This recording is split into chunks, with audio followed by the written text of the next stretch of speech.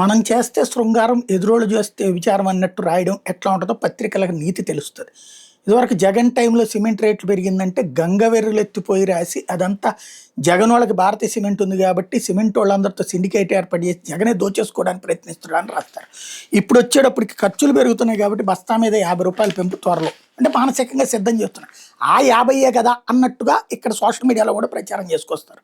తప్పేం లేదు, అప్పుడు పెరిగినా ఇప్పుడు పెరిగినా ఓ రూ. 50 పెరగడం అనేది పెద్ద లెక్క కాదు. కానీ అప్పుడు పెరిగితే అరాచకం, అది దోచుకోవడం. ఇప్పుడు పెరిగితే సహాయం, అర్థం చేసుకోమంటాం. ఇది విచిత్రం. $130 నుంచి $165 పెట్కోట్ ధర పెరిగినటువంటి నేపథ్యంలో ఇతర ఖర్చులు పెరిగినాయి. ఈసారి భారీగా డిమాండ్ ఉంది. అందుకు సాధారణంగా డిమాండ్ ఎక్కువ ఉన్నప్పుడు సప్లై కూడా ఎక్కువే ఉంది. సప్లై ఎక్కువ ఉన్నప్పుడు ధర తగ్గాలి. ఎక్కువ అడుగుతున్నప్పుడు ఇప్పుడు మనం 10 సామాన్లు కొన్నప్పుడు 100 సామాన్లు కొన్నప్పుడు డిస్కౌంట్ వస్తుంది. కానీ ఇక్కడ రేటు పెరుగుతోంది. ఇది ఇక్కడ లాజిక్.